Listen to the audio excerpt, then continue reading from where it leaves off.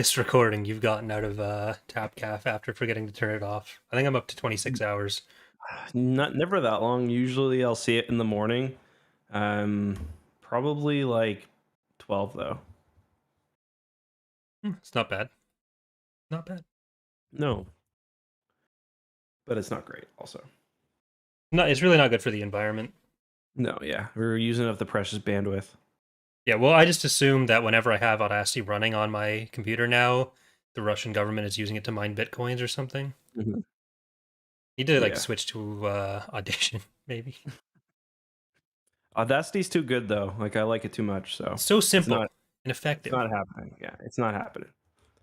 They But can have my secrets if they want. I don't have any secrets. I Exactly. live fully in public. So, you ready? Mm-hmm. Are you prepared? Mm-hmm. Are you scared?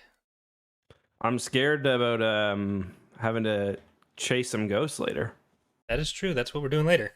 But hello there, everyone. Welcome to the Tapcaf Transmissions Pladcast, where tonight me and EckhartsLadder are going to be talking about Ronin, the Star Wars Visions novel, which came out, I think, last week. Yeah.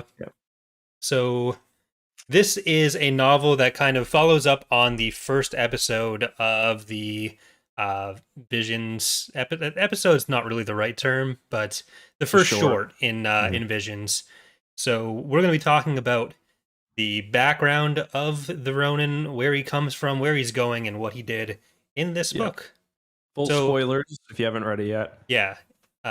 So if you haven't read it and you don't want to be spoiled, go read it first. We'll pause right here. We'll wait for you to be done. You have to actually press the button for that.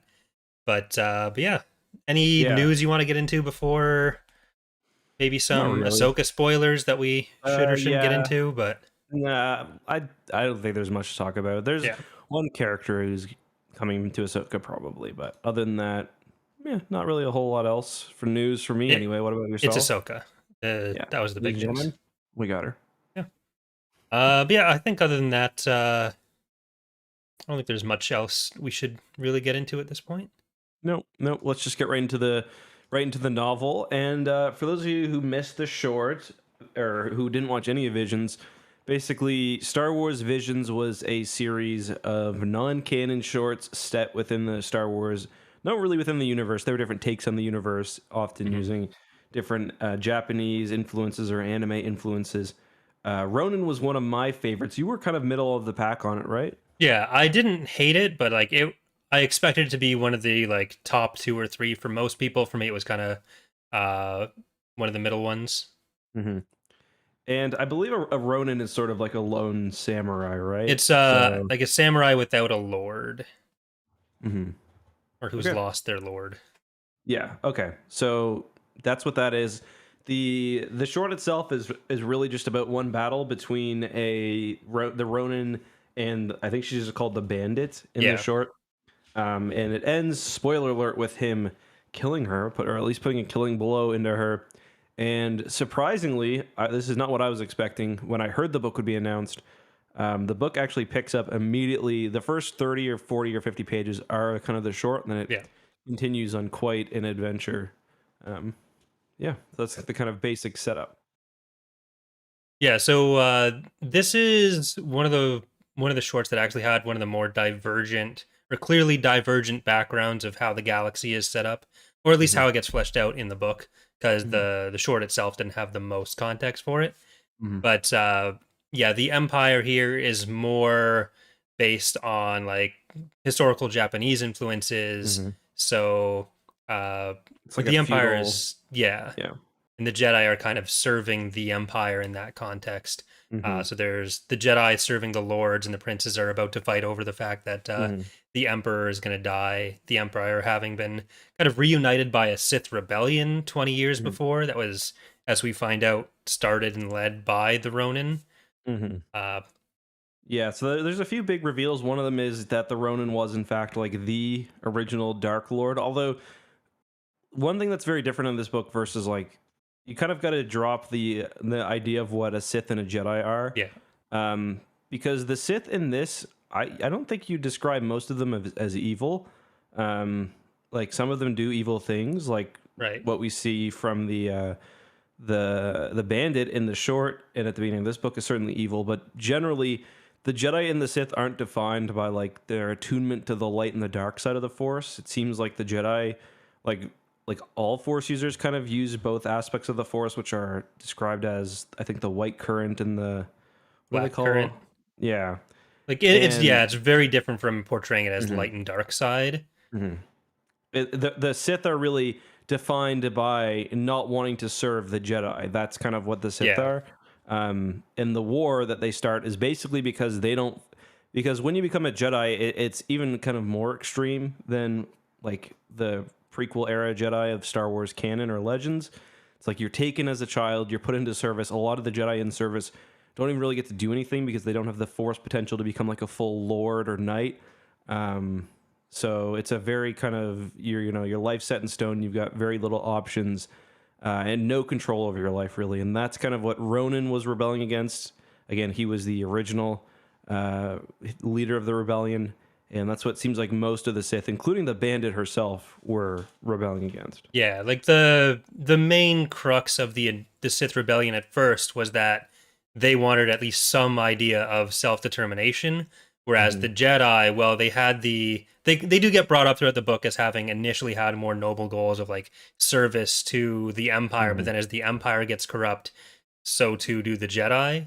Hmm. And especially with the idea of like there's the hereditary Jedi lords on one side, or the hereditary Hmm. Jedi, and then some of them end up becoming lords, which is presented as its own kind of weird thing with Yeah, Hanrai. because you're like half Republic or half Empire, half Jedi. You're like in Yeah. both doors.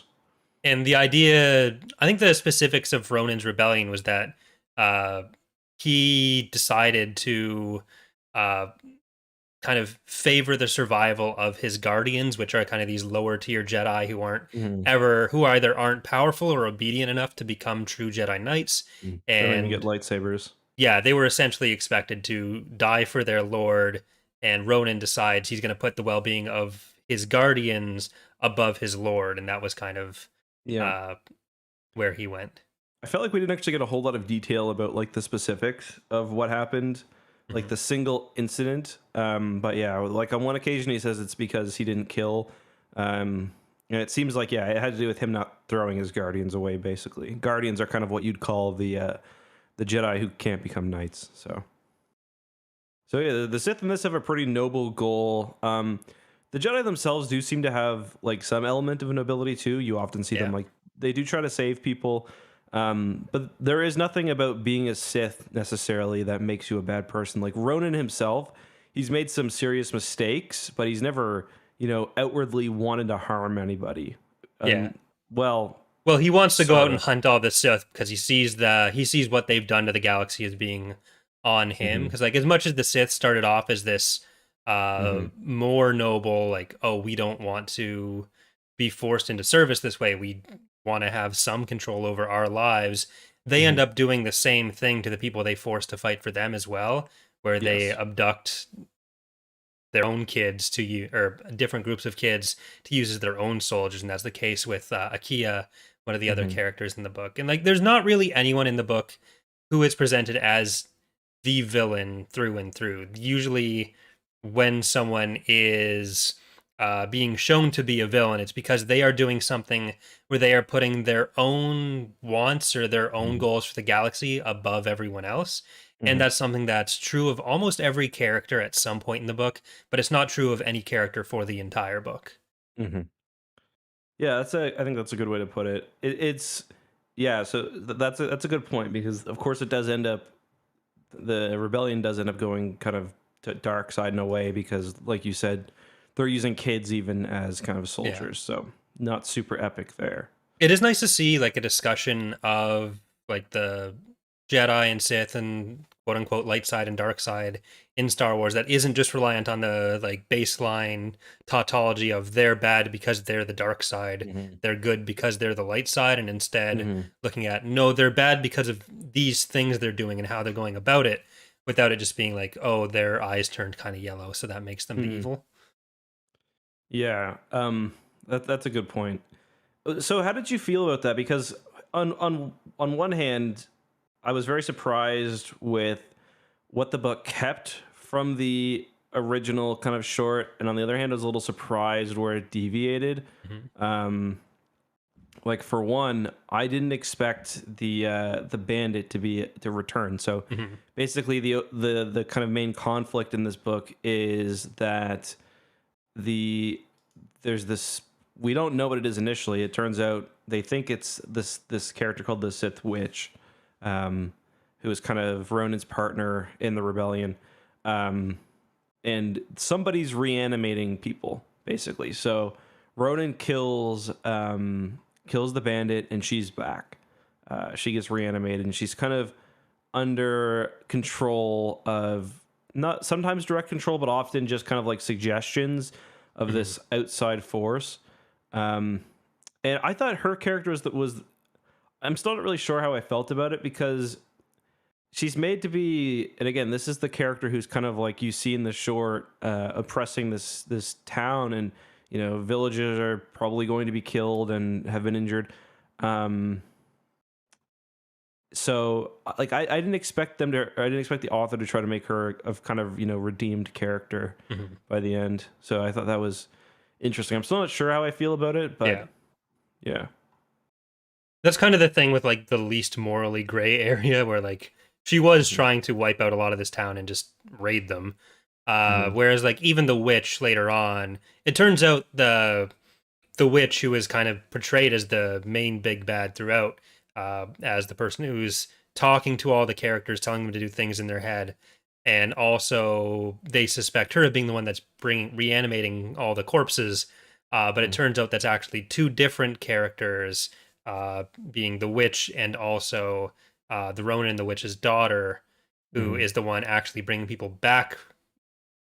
And she's basically hoping to use them as a reanimated army that when enough Sith and Jedi have died, she'd have a whole army of reanimated zombie Sith and Jedi to use against the Jedi, and Hmm. take them down because she kind of wants to see the Empire burn.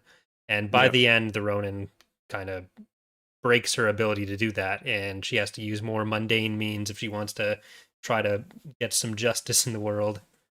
Yeah, because he basically sees her doing like the exact same thing that he did. Like Yeah. she wants to start her own rebellion, and it's kind of the end of the book is like him just realizing that it's just going to be like a cycle of kind of never-ending destruction.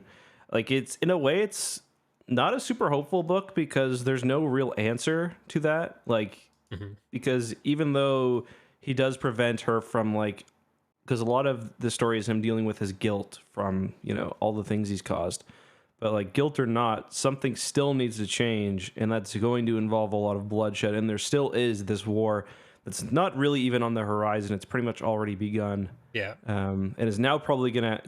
It's basically, they describe it as um, the feudal princes who control vast territories are kind of like looking for a reason to fight each other. And now the book ends with this mysterious imperial homeworld, which had been, it just straight up disappeared. It returns. So I imagine that's probably going to be the source of conflict. I'm going to be fighting for that, I'm sure. Yeah. Like it's been frozen in time basically for 20 years. There were some definite like Zonama Seacot elements in it Mm-hmm. where the witch has kind of become the planet Mm-hmm. in a way. Like she's dead, but she's able to persist on the world. Mm-hmm. And that's where the daughter is because there's a giant like Kyber mirror room basically, which allows her to see pretty much everything going on in the galaxy and project her power. That's how she's Mm-hmm. able to reanimate all the Jedi corpses. So once at the end of the book, Ronan kind of jumps through the mirror with her, breaking it.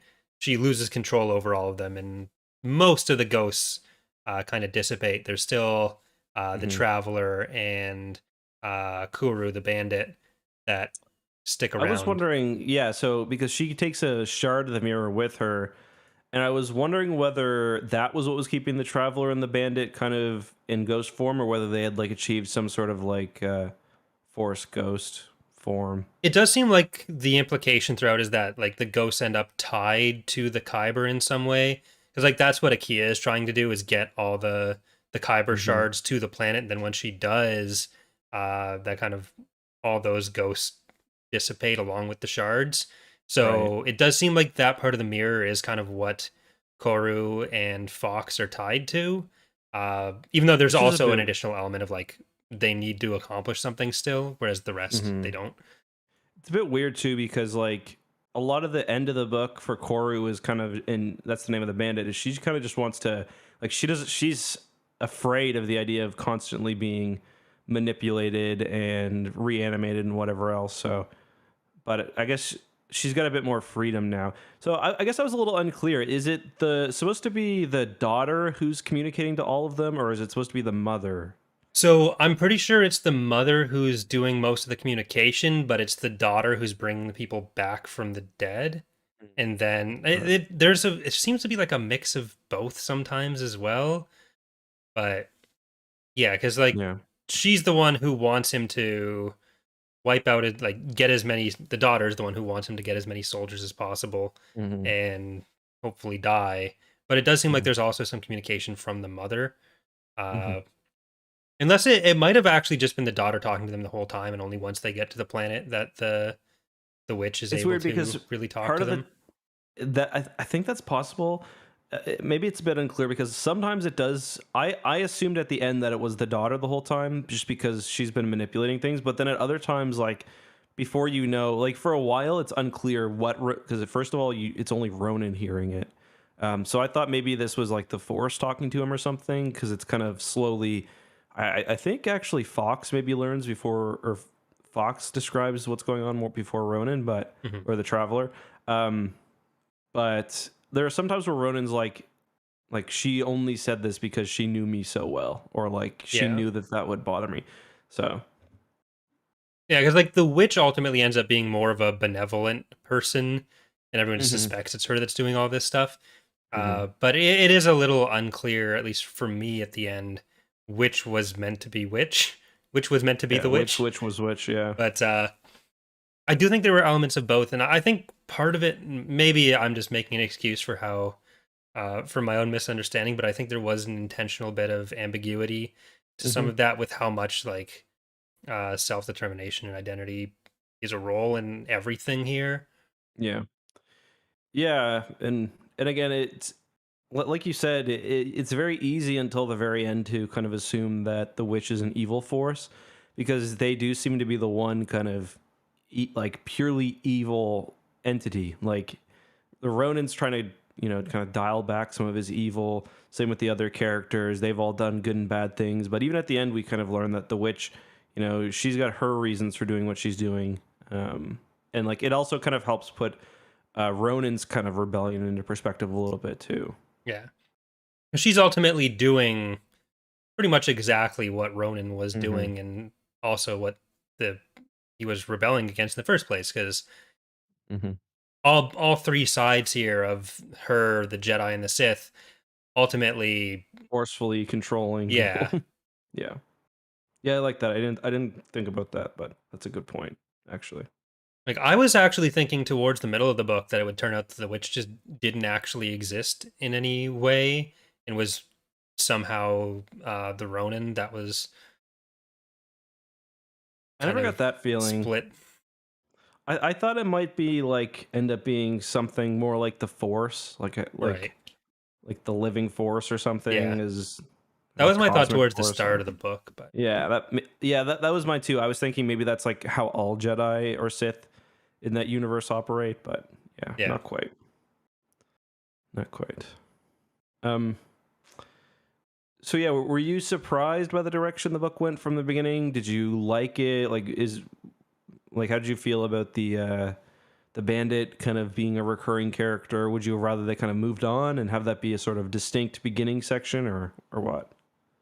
Yeah, I ended up liking the character of Koru later on, but I do think like the connecting that to the bandit in the initial scenes was a little bit more of a stretch than some of the other stuff.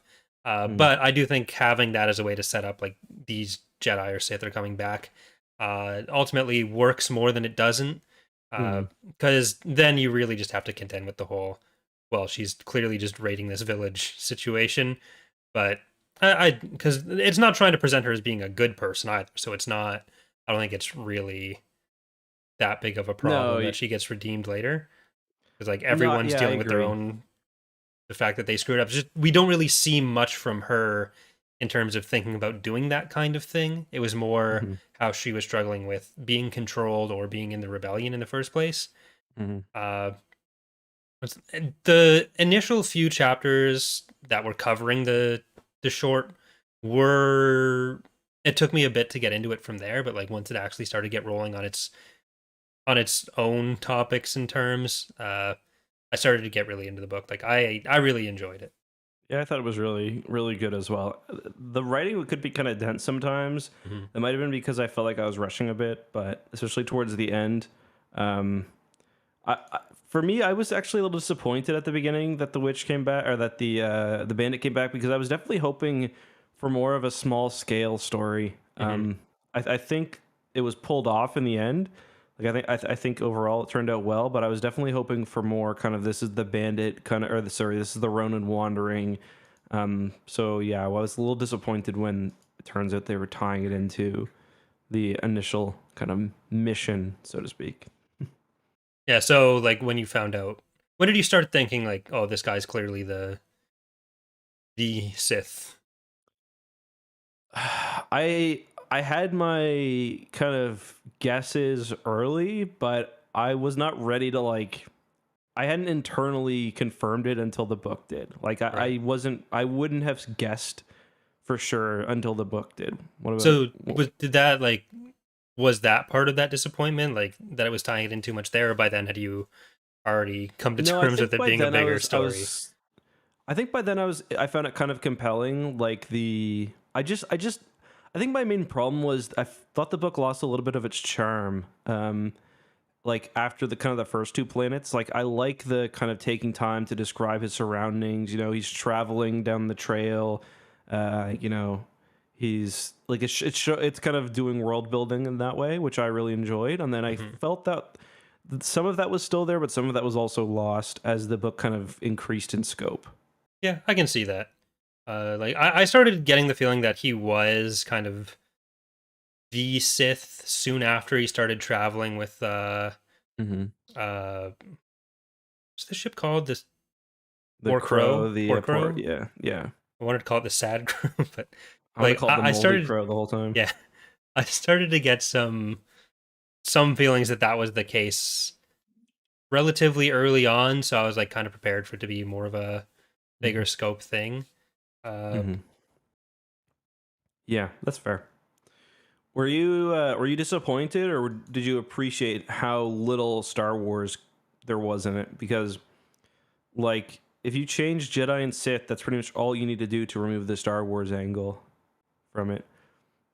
I mean, that's all you need to do to remove the like the codified Star Wars angle from it. But I still think it ended up feeling uh like it had a Star Wars core to it, even aside Hmm. from the fact that like the setting overall was so different, because it was different takes on these concepts, but like Hmm. a lot of the basics were kind of there, and it was often highlighting some of the ways that it was different uh from what you'd expect as like an intentional comparison. So Hmm. I don't feel like it was a situation where it's just like a different story that happened to have the Star Wars label put on it. Hmm. But because I think Yeah, that was something that's. that people said about some of Visions to start with, Hmm.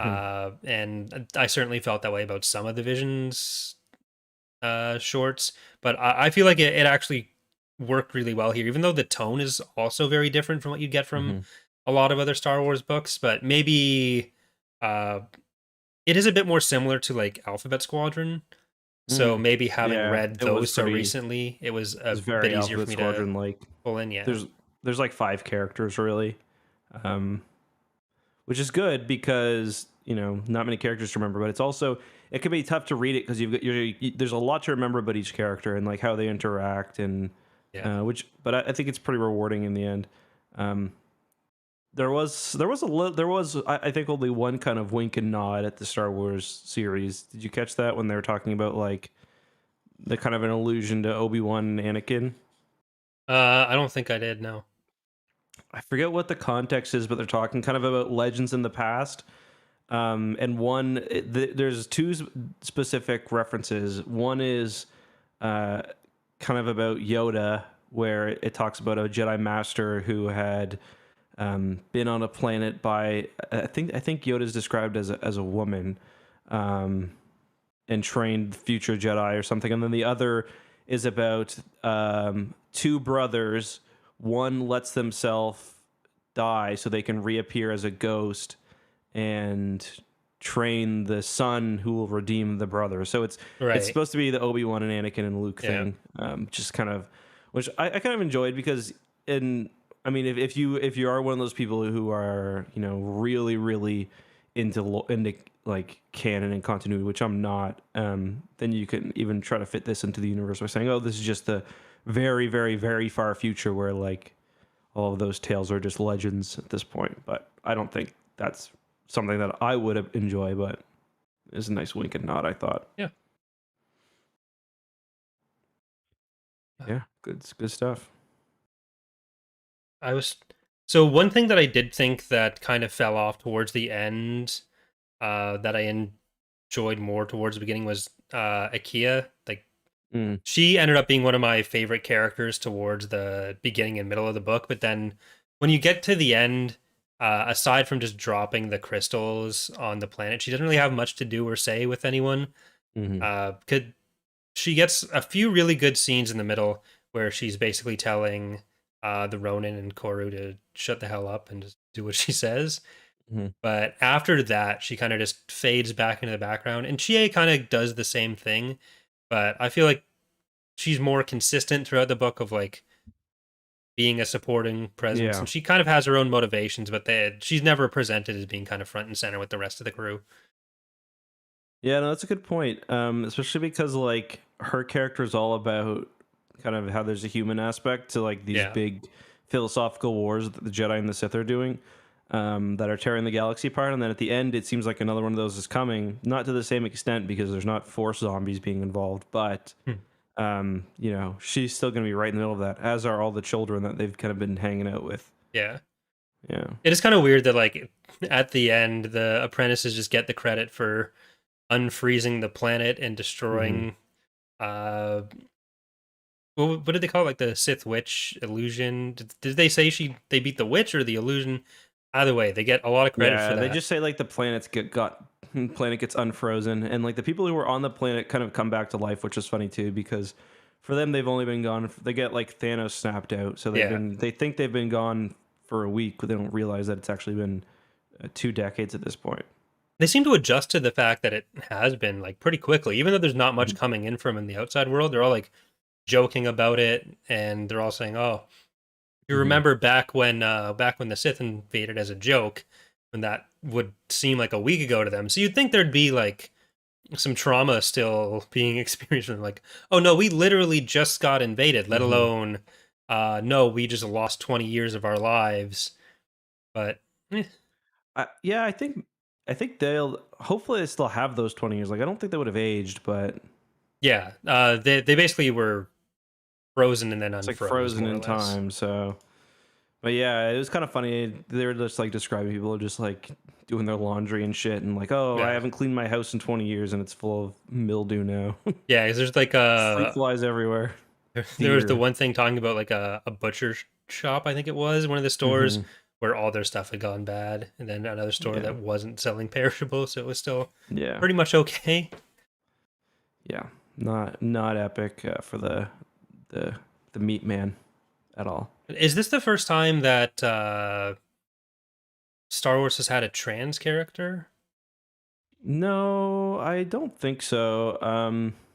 I think there have been definitely because the traveler in this is non-binary as well. Yeah, In that they're also an alien character, so like whether that's a species thing or a kind of chosen thing, like or not chosen, but you know what I mean. Whether it's a yeah. species wide thing or an individual thing, I'm not sure. But there have been others, but this is probably the most. And there's also you're referring to there's like a student as well, right? You a hero. Yeah. Yeah, yeah. Other than that, I can't really think of too many.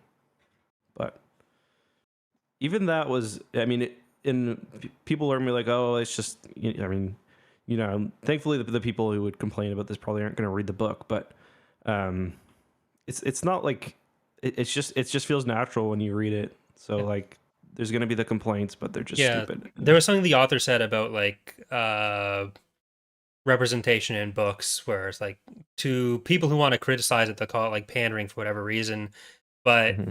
she was like, these people are in books because they're real people that exist. For a lot of the authors writing it, that's their own lived Mm-hmm. experience that they're representing.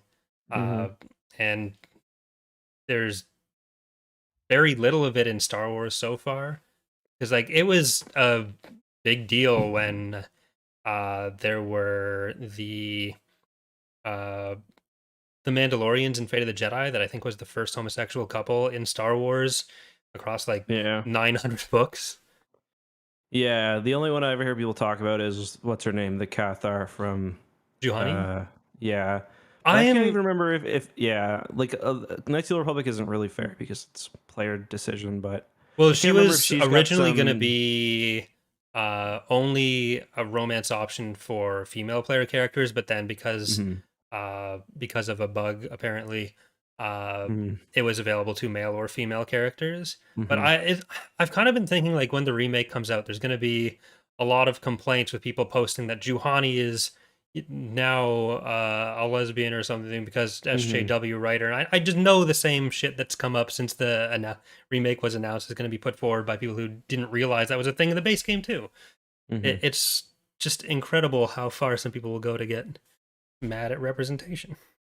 Yeah, and especially when it's like it's Star Wars, like yeah, this may be a strange concept to you, and like yeah, like for me, I don't know any non-binary people in real life, so it is a bit like I don't. It's harder for me to relate to a character, but it's also like, you know, I'm getting exposed to something I wouldn't normally. Like that's the whole point of reading.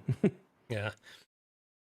but but but yeah, it was like it was interesting, and that's something Star Wars canon has had, again, not in the movies, but in the books has had plenty of gay characters and whatnot, Yeah. which is cool. Even major Squadrons characters. Squadrons had a non-binary character as well. So Yeah, I one of know the Traveler was definitely not the first non-binary character, but no, there was another one in, I think Aftermath also had one of the pirates, like the one who had the Superstar Destroyer. But yeah, again, I'm in a way I'm a little bit like, this book hasn't been getting much conversation. Maybe part of it is because it's but like, to me, the fact that there haven't been a million YouTube videos about this kind of, I was a little bit surprised when I read yeah. it, because like this is like, you know, what people would be complaining about. Yeah. I think part of it is that a lot of people are into Star Wars for the part of a continuity element, and if they're going to read a standalone book, they'll probably read something else or Hmm. just not read. Hmm. So I don't know how much of a reach it's had yet, but Yeah, which is kind of disappointing because it was, I mean, which is, I feel like if that's your opinion, I get it, but maybe give it a try, because it was very nice to have a book that wasn't being shackled by like all of yeah, that stuff. Like, you can have the technology do whatever you want. You can have the story do whatever you want. You can tell different stories without having to worry about whether you're going to offend lore from some source book. So yeah. Do yeah, you think we'll get more either standalone Visions novels or a follow up to even this directly? I don't think we'll get a follow up to this directly. I do think it's possible we get. I don't know. I just, part of me feels like this. The cynical side of me feels like this book was probably made as much to promote Disney Plus on bookshelves as it was to follow up, actually like artistically follow up the story, if you know what I Yeah, mean. So now that Visions is already kind of old news, like I just kind of feel like if they would have done another, if they planned more, they would have done it. I do think it's more possible that we get a follow up of some sort to was it the 12th Jedi, 7th Jedi, ninth Ninth Jedi, Jedi. ninth Jedi? Yeah. Well, there's gonna be some toys coming out in the next couple weeks Yeah, for Ronin Ronin the and twins as well. yeah. And Yeah. I think there was one other one, but I'm not sure. Yeah, I mean, I would definitely like. I feel like the studios that made the stories left a lot of them purposely open for more. Like Lop and Ocho Yeah. pretty much ends like at the beginning point of the story, and this the same is true. Like Lop and Ocho um and Ninth Jedi are even more so than Ronin, pretty much like prologues to a larger story. Um, yeah. Yeah. I think like thematically this book probably accomplished everything that it wanted to set out to do. Mm-hmm. So I don't know that they're going to be like uh really pushing to get a second one, like from No, I the agree. creative side, let alone like obviously the corporate reasons for making any specific project or including anything in a specific project are obviously going to be very different from the specific desires of what the author or creator of a show or whomever would want to get across in it. Mm-hmm. But Yeah. No, I agree. I just, I don't know. I don't think there's any more story that needs to be told in this. You know, I feel like maybe you start to lose a bit of the kind of fun aspect of yeah, this story too if you try to like, you know, we have a co- multiverse of like 7 different Star Wars continuities going on at right, once. and like, yeah, like if you're writing Ronin 2, then like Ronin 1 is written with only 20 minutes of a short to follow. Yeah. So Do you think it's more likely we get follow up on some of the shorts or more novels that are kind of one offs with them to sorry, explore those? can So, you do you think sorry. it's more likely for the other shorts that we get a couple more novels that are maybe standalones for that, or that we get like the kind of likely season 2 of Visions, including a few follow up animations for? I think definitely the season 2 of Visions. It just for me, it makes sense from a money perspective. Yeah. Like I'm sure Ronin will sell decently well. It's like every Star Wars book pretty much does. Um, but I think Visions was well received, and I think it does a good job of pulling in other Yeah. communities, like the anime community, fans of otherwise, traditional Japanese storytelling or whatever else, or just the fans of the various studios. With a book, you're appealing to a pretty narrow base. You're not increasing your Disney Plus subscriber count. Well, I mean, more. I think we both agree that we're almost certainly getting like a Vision season 2 at some point. I just Mhm. mean, do you think that is likely to include follow ups or just be new stories? Oh, okay. That's a really good question. I don't know. I could see them. I could see them following up with Ninth Jedi. I think is probably the only one I Hmm. think that I could see being followed up with. I don't know if they would mix them in. What do you think? I genuinely don't know either way. Like that's kind of why I'm thinking if we do end up getting follow ups on any of them, a book is kind of almost the most likely way to do it. Because like Hmm. I do think like one of the things that really draws people in for a potential Visions thing is that there is no homework to do beforehand almost, Hmm. that you just come in and watch it. And That's then if they true. start building up on the prior ones, then it's less likely to have some of that appeal. Hmm. With there's got to be at least a few of the studios that would probably push to be like, oh, we want to do Ninth Jedi Part 2 Hmm. or La Pinocho Part 2, but Hmm. I don't know. What I found kind of interesting, sort of on this note, is Marvel's What If, which is kind of an interesting Hmm. comparison because they're both, I guess, I mean, technically, I guess Marvel's is canon within the MCU multiverse, like whatever. But I didn't watch all of those, but I watched enough to do a video on one of them, and I assumed that they were all going to be kind of independent, and at first they were. It seems like, again, I've only watched a few of them, but it seems like the first few were kind of their own stories, like what if X happened differently. But then by the end, it seems like the last three or four kind of told one overall story. Um, so, I mean, I think you can sell the whole without kind of compromising it. You know what I mean? Like, I think you can still sell that idea Yeah, of Visions is kind of something, while also having, one or two stories that kind of change or that kind of build off something else. yeah. That's a good question, though. I don't know. So we'll see which way it goes, but I think I'd be shocked if we didn't get at least like Hmm. a Vision season 2 or series 2 or Yeah. collection 2 or whatever. Hmm.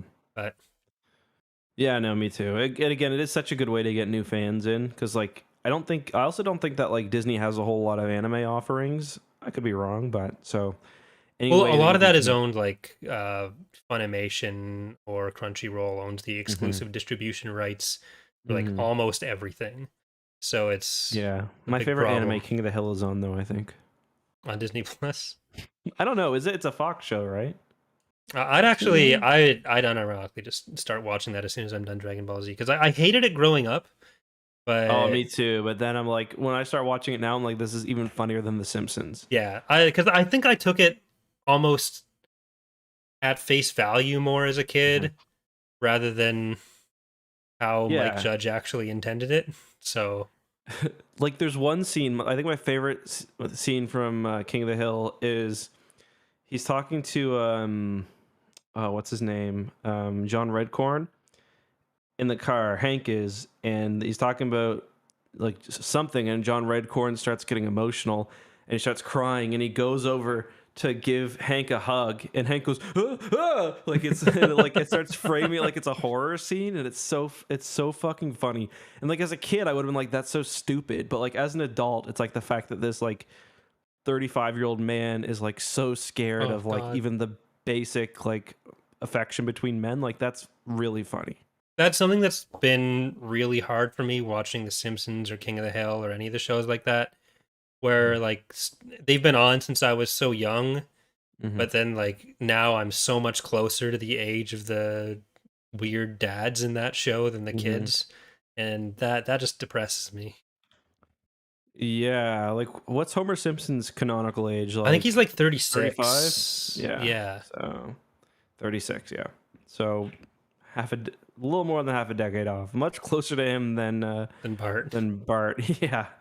Um Uh, but yeah, sad. King of the Hill, it's got a lot of funny moments like that, just like that when you're not politically minded or like tuned into stuff as a kid, just you don't get it at all, but as an adult, it's fucking hilarious. All right. Any final thoughts or any other things you want to cover with Ronan? Because we covered a lot of the plot. I think we covered a lot of the themes. Mm. No, I really liked it. Yeah.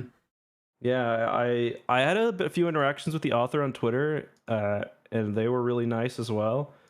Let me just find 1 second. Get the account name. Her name is Emma Candon. So you can follow them on Twitter, and yeah, she's really nice. Like you can talk to her about Ronan, and she'll answer. And also, Matt Martin tweeted, "What's everyone's favorite Star Wars novels?" And she answered Wraith Squadron. So Great Squadron and the Young Jedi Knights books, I think, as well. yeah, so that's quite a no. It's not surprising we like this book. Yeah. But yeah, great. Yeah, I did get some Wraith Squadron vibes from how some of the characters interact, like the Star Mhm. Wars Suicide Squad Yeah, and the Wraiths. focus on camaraderie and whatnot. Yeah. Yeah, yeah. Yeah. I So definitely felt so the Wraith Squadron thing. It was definitely felt like a mix of Wraith Squadron and Alphabet Squadron, without the actual squadron aspect. yeah. So rather than ranking it for now, it's probably going to fall in like the A or S range for me. Hmm. Uh, but rather than coming up with a specific letter now, even though letters are arbitrary and reductive, um, Hmm. we will give it an arbitrary and reductive letter like everything else. Don't worry. Okay. But I have a proposal for you. Okay. I'll run this by you just quickly. Okay. We finished Young Jedi Knights. Yes. We finished Black Fleet Crisis. Hmm. We're going to be doing the New Rebellion as our next major book. Yep. We don't have a little mini series thing for the intervening weeks just yet. So you're saying next week you want to do The re-ranking. okay. All right, there you go. I'd be cool with that. We can do that next week. We'll take a good crack at the list. Good greasy crack right at that Good list. greasy, good. If you want to see the rankings as they stand right now, we should have a link in the description of the Yeah. YouTube stream as well as on the podcast feed to a spreadsheet that goes over it. And then next week we'll be modifying that. We're still missing a few episodes, right? Yeah, there's. I don't think we've added in the ones that we were emailed just yet, Okay. uh, and I think there was one or two missing Maybe we can beyond try to that. do But that before yeah, for the sure. ranking. Yeah. But yeah, anything else you want to say about the book? I will say, I like I'm thinking A, but just because of a bit of the writing was, but I got to think about it. I could definitely, as you said, we'll talk about it next week. I've started having it like I started thinking like almost every book we read, my initial reaction after reading is like S tier, best book ever. So I need to start taking some more time after reading it to like I was even feeling that way after like Crystal Star to a little degree, and Mhm. that's what made me really start thinking about it. Like I wasn't gonna give it an S, but I was gonna be like, well, this is actually really good. It's an A, but it's I fine. actually enjoyed Crystal Star, but Yeah, yeah, I know what you but mean. going in thinking I would really dislike it Mm, and coming out thinking like, no, this was good, and I wanted to rank it really highly, but then I go and look at the other stuff that I'd be putting it above. I was like, yeah, probably no, not. I feel that. But That's like for me, that's me with movies. So like when I started for a while, I was like rigorously updating my IMDb page, and like I would have it. So 5 was a good average movie. 5 was good. 10 was very rare, amazing.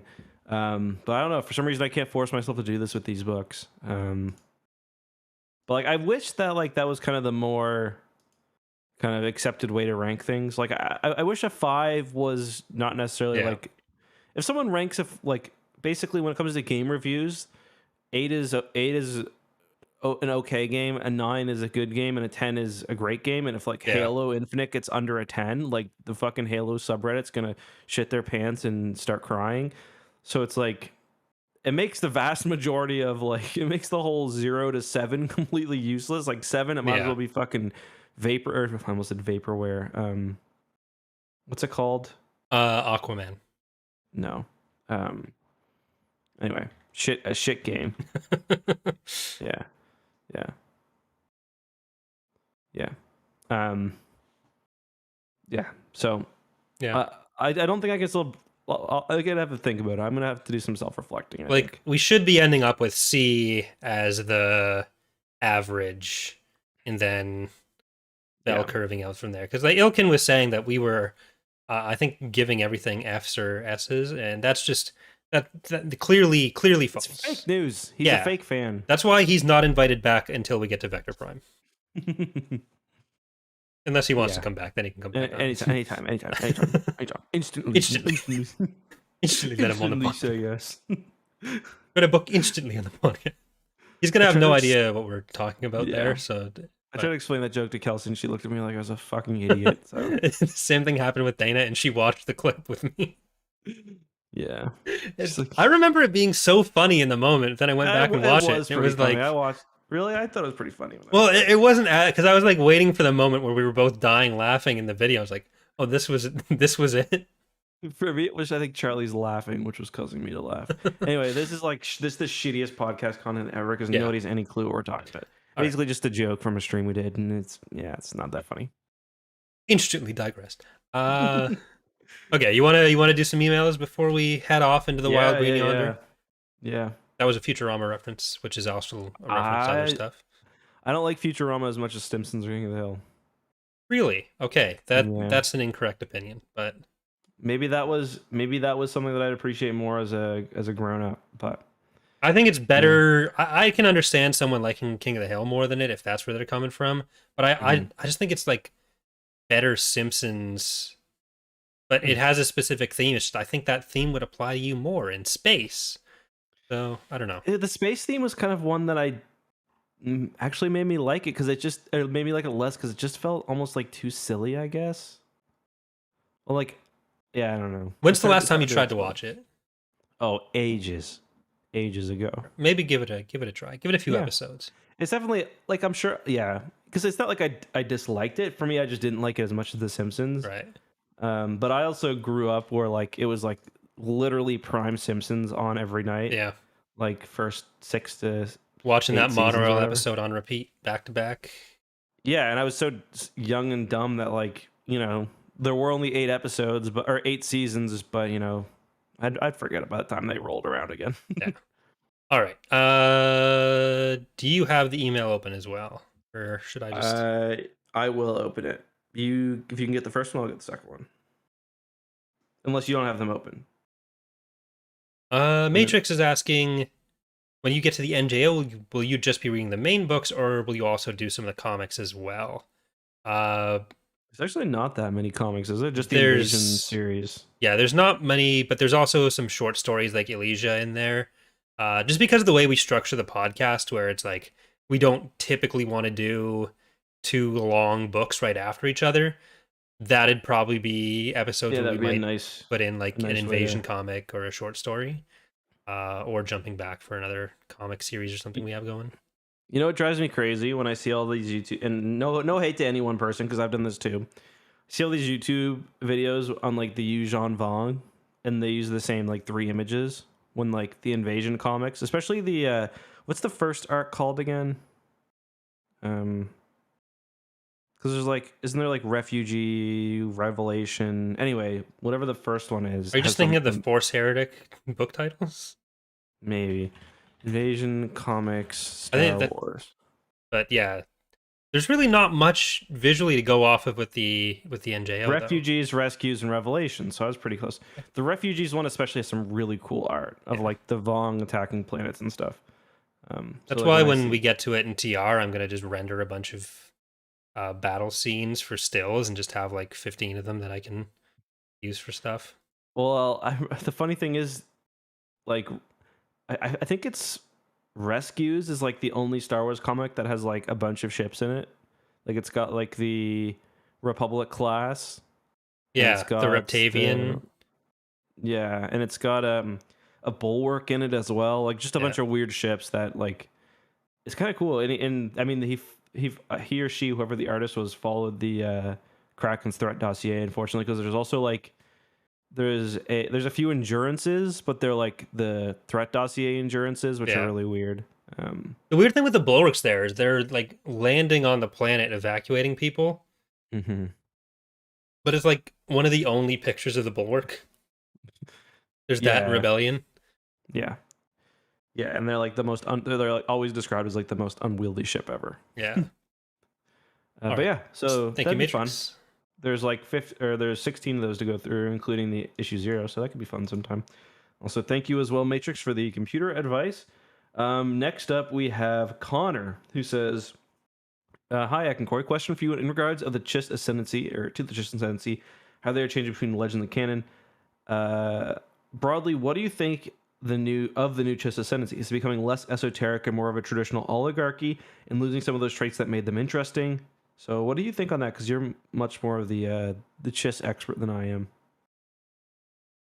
I don't know if they've really lost any traits that made them interesting. I think they just had some of those traits explained more. Because there's a Which few can make different it less ways. interesting. Yeah, there's a few different ways that the names work from before, but it's just slightly more consistent rules than there was, where they work fairly similarly, but now I think it's actually more interesting with how like the name adoption works. Like the things, even if the names themselves aren't the interesting part, the way that element of just society works, I think is at least as interesting as it was before.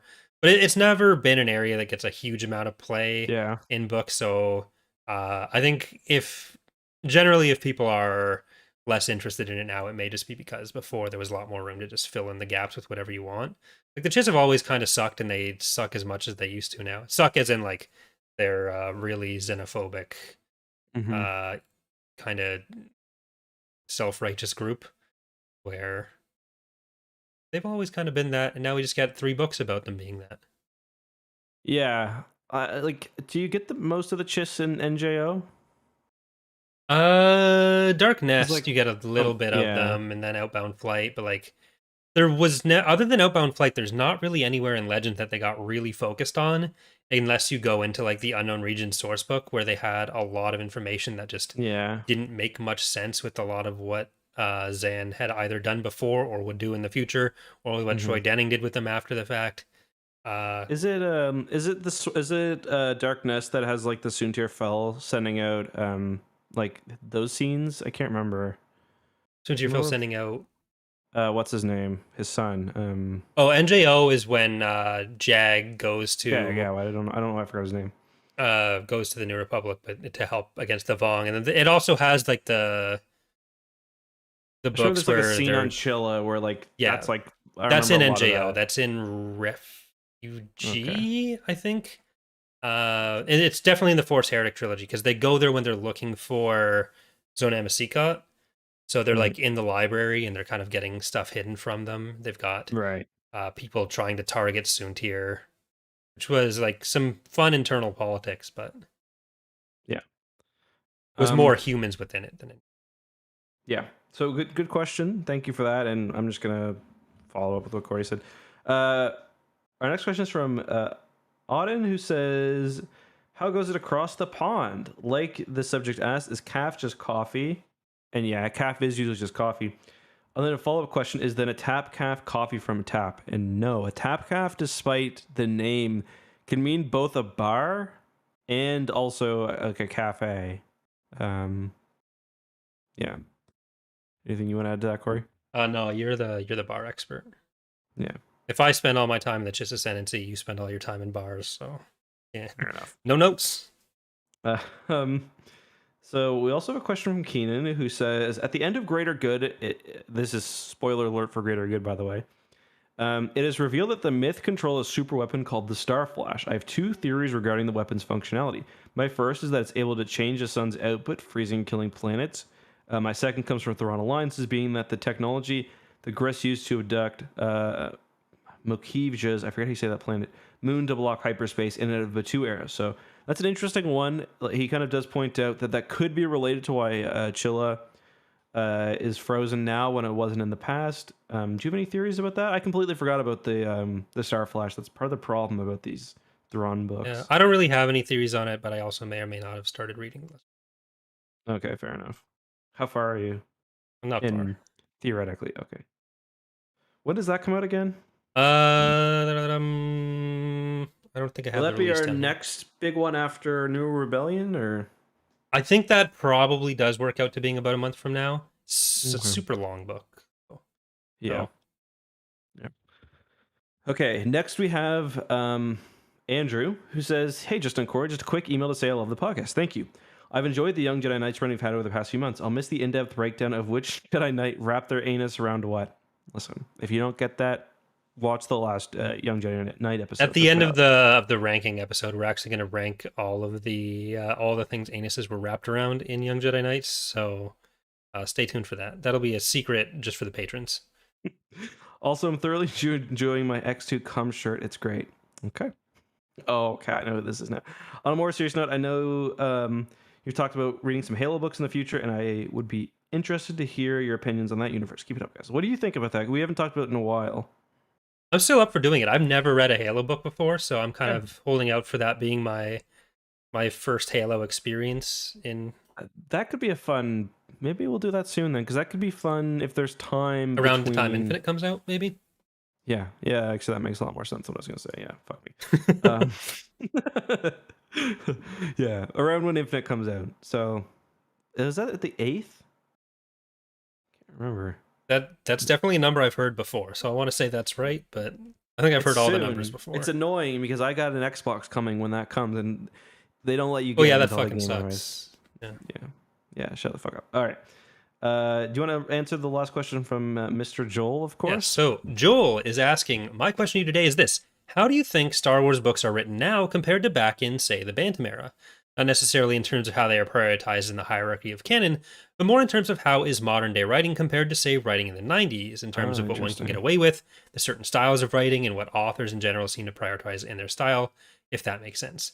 Like, say, how the Thrawn trilogy is more pulpy than, say, the Alphabet Squadron trilogy, which is more dramatic, if that's a good example. Hope the Mhm. question isn't too confusing. Nope, I think we both get what you're going for Yeah, there. no, that's a good question. I thought he was going to go a different way, and this is a more interesting one. That yeah, I do feel like Star Wars authors now have a bit more leeway to throw some style, um, like heavy personalized style into how they write the books. Mhm. I think sometimes that can be good. I had some issues with how Alphabet Squadron 1 was written, where it was a bit too melodramatic, and I thought that took away from it. And I don't think you would have seen that in Legends. I don't know if that's like some decree from on high, or if that's just maybe like I just don't know enough about literary history or like enough about publishing. Maybe that was just what was commonly done among sci-fi authors back in the 90s. Another example would be Aftermath, where the author's personality came through in the writing way too much, in my opinion, and really takes away from the enjoyment of the book. That sounds harsh, but it's just when we eventually read it, you'll see, Corey. I But think. Oh, go ahead. no, I was going to pass it over to you anyway. I think like in the 90s there was more of a similar style they were going for in terms of like which authors they even hired. Hmm. Whereas now I think there's more of a sense that Star Wars novels would have a broader appeal beyond just fans of sci-fi. So Hmm. they're probably approaching authors who wouldn't have been as involved in the 90s. Like you still get a lot of books that are more in the vein of the 90s style, even if there's specifics in how some of it are done that are like more decade dependent, like the Nirvana appearances and all the 90s Hmm. Bantam era books. I thought that was a weird choice, but it's probably Hate not something that. you'd see around now. Mm. Uh, That's a but good. like No, yeah, sorry. the I think High Republic, in terms of just like basic writing style and uh, the types of content covered, ends up being a lot more like the Bantam era or Hmm. even the Del Rey, early Del Rey stuff.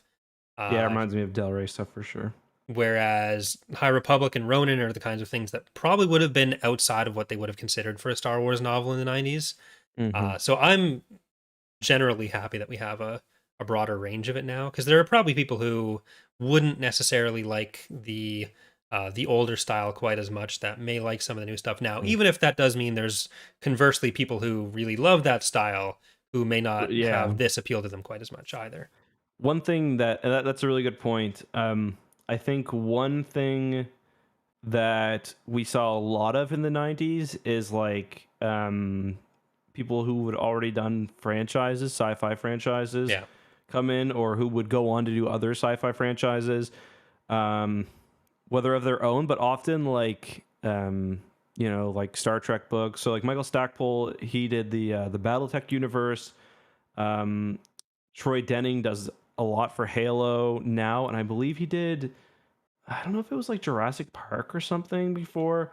Um, Karen Travis also did Halo, and I believe had other kind of. So I think there probably is something about writers who are used to writing within like predefined universes, um, and I think that in a way the writing tends to be more accessible in those books. And I don't mean that in a bad way whatsoever. That sounds like it's a slight against people who read like Star Wars books. It's not. It's just like they're written for a very wide audience. Mhm. So I think sometimes the authors, like Michael Stackpole, for example, his writing's not bad at all, but it's very like it's very accessible and easy to read in a way. And I wonder if that is because he's just like he's good at working for a broad audience. I don't know. Yeah. Um, And on a less positive note of how they're finding some of the broader pool of writers to go off of now, one thing that major franchises will often do, especially working for larger companies like Disney, who has had a lot of issues with paying royalties to some of their mhm. authors, is that with a lot of these newer styles, are going to newer authors who have a lot more sway in negotiating with them. So they're probably able to get away with paying people less. You mean a lot less sway? Oh, you mean Disney? Yeah, sorry. Yeah, Yeah, Disney has more sway. yeah, The yeah, authors have less sway, and they're probably not getting paid as much as if they were yeah, for getting sure. like Timothy Zahn, Michael Stackpole, Troy Denning to write every book for them now. I will say I'm not a fan. This is like they definitely have like a group of preferred writers. I mean, I guess they always did, but I do kind of miss when there's a bit more diversity. Like in the Bantam era, I feel like they moved through a lot of different writers. Obviously, you see like your Kevin J. Andersons, and then in the Del Rey era, there's really like 4 or 5 authors that you see kind of time and time again. Mhm. I wish that they kind of kept to it. Like I see it now, like especially with like upcoming Star Wars books, where it's like a lot of Alexander Freed, a lot of everyone who's doing like the High Republic is like what 4 authors I think. Yeah. So for me, like it's a lot of Charles Soule, Claudia Gray, Justina Ireland, Daniel Jose Older, E.K. Johnson, I think her name is. And like, I don't necessarily have any problems with those authors in particular. There are definitely some that I like. I quite like Claudia Gray. I like Charles Soule less. Um, but it does, I think, limit the kind of like, you know, you've got less people. Like that's diversity is good. You get more ideas coming in. So I hope that they continue to kind of pull off random, like, you know, one-offs to come into and write a book. Like was it Kathy Tyers who wrote Teresa was Bakura. that Truce of Akura? Yeah, like whether you like that book or not, I think it's very different than others. So Yeah, and like Michael McDowell. hmm Uh, yeah, Black Fleet Crisis, yeah. I'm not sure if it's like if it's a bigger group of people that are more commonly right now, but there are fewer instances of like a hmm person writing one Star Wars book and then probably never hmm writing one again. Uh, God, when I was doing my NJR reread, what are their names? The ones who did the Revelation or Force Heretic, Shane Dix and Shane mm Wallace, I think. I hmm started reading some interviews with them, and one of them just seemed to have like the worst experience, and he wanted nothing to do with it. I mean, there's been a lot of that, like, and it's not just for one, it is royalties, like you said. I mean, I don't think either of us are trying to pretend that we're experts in this at all, but just from what we've heard, there's like payment issues that they Yeah. don't pay very well compared to like these books are very frequently at or near the top of the bestseller list. Um, and they sometimes like especially in the Bantamare, it seems like there were a lot of books that like were fully completed then just never released or were scrapped Yeah. for whatever reason. Heart of the um Jedi. Heart of the Jedi, yeah, is probably the most famous one. um and Part of the breadth of authors during like the 93 to 96 era is just because like they had a book coming out every week and there was 18 written at once. So yeah, that had some mixed effects. yeah, I mean, if you want to like, Ryder Windham has given, you know, a pretty brutal review of what, and like he's the one, he wrote a lot of reference books, but like he wrote the Star Wars visual guide, like the original one. Yeah. Um, I, I don't know when the original one was. If it was, I think there may have been one before the prequels, but I'm not sure. But basically, that book gets released every year. It's the exact same shit. They'll throw an extra 5 pages on, and like he hasn't been paid for that. And you know, and I mean, if that's the contract he signed, like it is what it is. But it's also just kind of like it is a bit of insight into, you know, how once you give yourself up to Star Wars, it's like, yeah, Any it's major franchise, really. yeah, exactly. I will say, I was at Chapters yesterday, which is a Canadian, I think Canadian only bookstore, and I saw. I always go to the sci-fi section. I picked up one book there, not Star Wars related, but I saw so much R.A. Salvatore or Salvatore books there. Um, Speaking of Vector Prime, so I was like, wow, he's killing it. He'd Sure. like there were like two. There was one whole real shelf with just his stuff. So when I was like first getting into Star Wars, I got uh Salvat- Salvatore confused with R.L. Stein, the Goosebumps author. Like, why is Boom, the boom, boom, Goosebumps boom, guy? boom. Why is the Bada Goosebumps boom. writing Star Wars? That's awesome. I don't I even mean, know how long it took me to get out of that mindset because it persisted a long time. Where I just thought they were the same guy. can't believe the Goosebumps guy just killed Chewbacca. That's why it made sense. Like Mhm. spooky shit. Yeah, no, for sure. Um, that is spooky. Oh, I saw Dune. Um, on in theaters. By the way, I meant to talk about that. How You was have any that? interest in? It was really good, actually. It's like I hadn't read the book, and it was Dune was the last book I read before law school. So like, Mm. there was one summer where I read like all of A Song of Ice and Fire. I would not have been surprised to learn that there had been no new entry by now. I read all of Song of Ice and Fire. I read a couple of the Dune books, and I read like just like as much sci-fi as I get my hands on. And that one, it stuck with me, but like I went into the movie like not remembering anything other than like Bene Gesserit, which is like Lady Jedi. Of course they came first, but yeah, the movie was amazing. It's like it's one I think if you have any interest at all in seeing it, go see it in IMAX because it's like a spectacle. So Mhm. Dana went to see it with like as like a work event. So mhm. I haven't seen it yet. I've never read any Dune. I haven't read the Dune books. I haven't played I the don't think old you have Westwood to. Dune game. I haven't seen the old Yeah, is it David Lynch? yeah. There was a David I Lynch haven't movie and also a yeah. TV series, I believe. So I haven't I'd be going in completely blind. I was You even going to should. talk about like doing potentially an episode on that next week if we weren't going to do the Oh, rankings, that'd be but fun. We could do that at some I'm just point. not sure if I'll be able to actually see it. Can you do like rent at home? Yeah, you can get it at home. Well, maybe we'll do that. We'll have a chat about it because I've been wanting to watch it again too. I would maybe even go to the theater again and see it. Um, it was like I ended up seeing it the night it came out because I was like, oh, it comes out tonight. I'm not really doing much, so Kelsey's like going to bed. I was planning on working late that night. I was like, I'm gonna go see a movie. She's like, what? Like, yeah. So I get there, and for some reason, I assumed there'd be like COVID protocol and like distancing and stuff, but there wasn't. The theater was packed. I had people on both sides of me. Both of them fell asleep through the movie because it was like an 11 o'clock movie. This one old guy, he was done in within 5 minutes. He was loudly snoring. Was it So rhythmic though? As no, far it as I was know, like that's a thing. like just and like yeah, it was like what do they call it? What's the torture where they like drip water on you?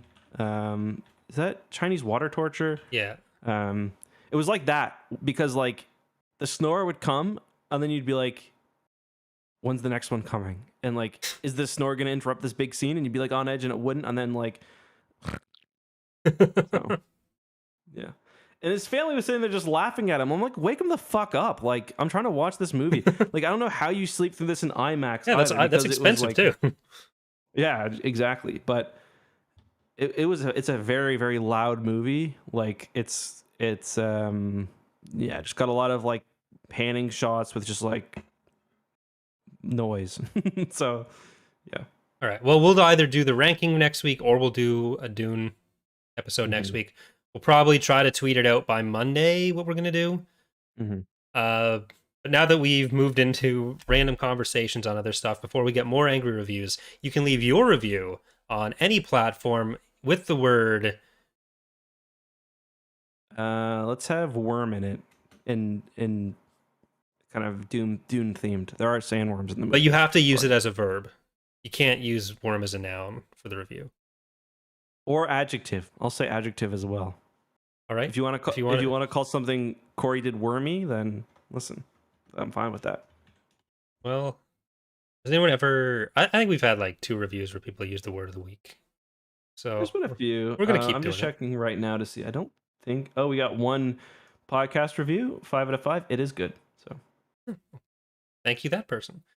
If you'd like to have your review listened to, or read on the podcast, make sure you leave those. Send your questions in to tapcaftransmissions@gmail.com.